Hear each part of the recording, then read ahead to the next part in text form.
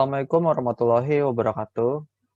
Di sini kelompok kami, yaitu kelompok 5, akan mempresentasikan hasil pengerjaan kami, yaitu laporan tugas praktek acceptance plan setting. Anggota kelompok 5 terdiri dari Anak Agung Citra Sondari, kemudian saya sendiri Muhammad Tamri Syansyat, kemudian Dayaning Dafat Pramesti. Deskripsi produk dan kriteria produk. Nah, untuk deskripsi produk kali ini, kelompok kami menggunakan plastik, sedotan plastik. Dengan sedotan plastik merupakan salah satu alat yang digunakan untuk membantu seseorang agar lebih mudah menikmati minuman. Sedotan plastik berbentuk seperti sebuah tabung tanpa alas dan tutup atau seperti pipa berukuran kecil yang dapat membantu seseorang untuk memasukkan minuman dari wadah ke mulut dengan cara dihisap. Seperti namanya, sedotan plastik berasal dari bahan plastik yang memiliki material dasar yaitu polipropilena atau polipropena, sehingga sedotan plastik memiliki sifat lentur dan mudah meleleh jika terkena api. Masyarakat suka menggunakan sedotan ini karena harganya yang murah dan mudah didapatkan. Sedotan plastik dapat ditemukan di pasaran dengan ukuran dan jenis bentuk yang berbeda. Pada studi kasus ini, sedotan plastik yang digunakan yaitu sedotan plastik lurus. Untuk kriteria produk, pada praktek acceptance sampling kali ini, kriteria produk yang diterima terdapat pada pengukuran kesesuaian panjang sedotan plastik dan panjang diameter lubang sedotan plastik. Sedotan plastik memiliki panjang asli 6 cm dan memiliki panjang diameter sebesar 0,5 cm. Hal tersebut dijadikan acuan untuk mengambil keputusan apakah sampel diterima atau ditolak. Karena pada pengambilan sampel terdapat kemungkinan adanya produk yang cacat atau dapat dinyatakan dengan defek jika tidak memenuhi acuan kriteria penerimaan yang telah ditetapkan.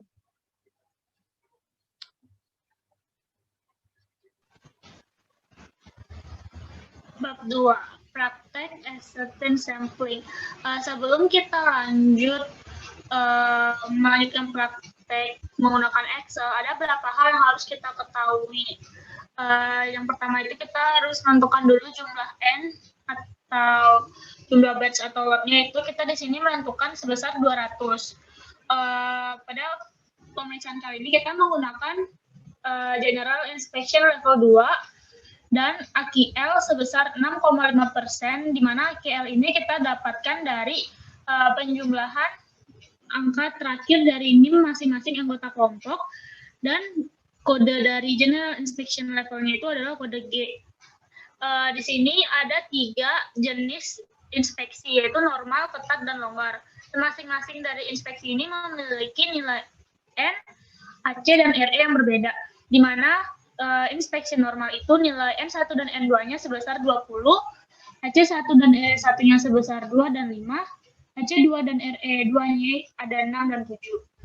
Untuk inspeksi ketat, N1 dan N2-nya itu sebesar 20, AC1 dan RE4-nya itu 1 dan 4, AC2 dan RE2-nya itu ada 4 dan 5. Dan yang terakhir ada inspeksi longgar, di mana N1 dan N2-nya itu sebesar 8. AC1 dan RE1-nya itu 0 dan 4, AC2 dan RE2-nya itu 3 dan 6. Hasil N1, AC dan RE ini kita dapatkan dari melihat tabel yang ada. Lanjut.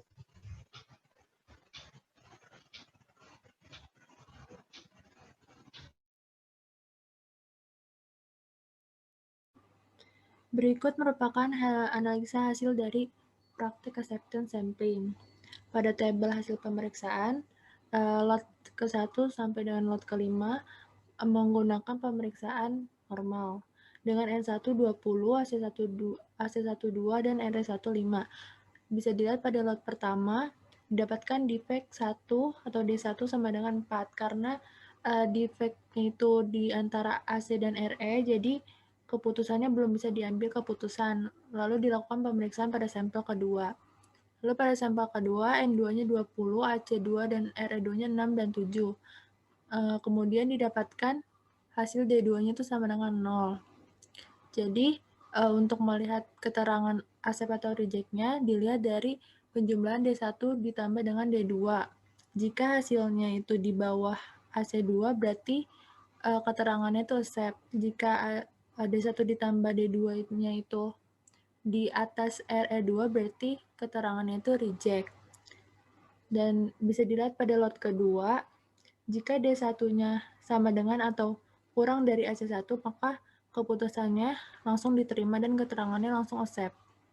Kemudian, jika terjadi 2 kali reject berturut-turut pada 5 pemeriksaan normal, maka pemeriksaan berganti ke ketat.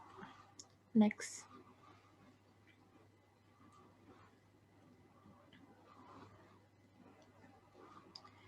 Dan pada pemeriksaan ketat, jika terjadi accept 5 kali berturut-turut, maka kembali ke pemeriksaan normal. Pada lot ke-11 dan sampai dengan 15, kembali lagi ke normal karena pada pemeriksaan di lot 10 sampai dengan pada lot 6 sampai 10 itu terjadi accept 5 kali berturut-turut. Kemudian pada lot 16 sampai dengan 20 terjadi pemeriksaan ketat karena pada lot 11 sampai 15 terjadi reject 2 kali berturut-turut. Next.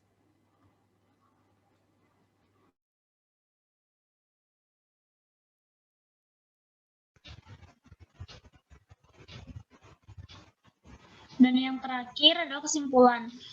Di mana setelah kita melakukan praktek acceptance sampling ini, kami dapat menyimpulkan bahwa setiap pengecekan yang dilakukan itu tidak selalu menghasilkan data atau produk yang dapat diterima, karena ada kemungkinan cacat pada produk atau data yang tidak sesuai dengan kriteria yang sudah ditetapkan.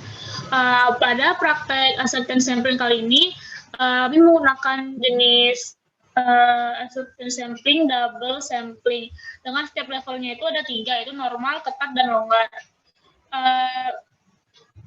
Dan pada pemeriksaan menggunakan inspeksi normal itu, jika terdapat 2 kali reject berturut-turut, maka pemeriksaannya harus berganti ke ketat. Dan jika pemeriksaan dengan inspeksi ketat itu terjadi 5 kali accept berturut-turut, maka pemeriksaan dapat kembali lagi ke inspeksi normal.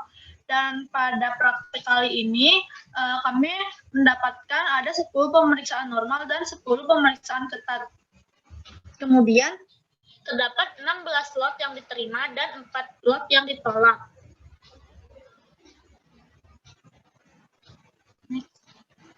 Mungkin sekian saja dari kelompok 5. Wassalamualaikum warahmatullahi wabarakatuh.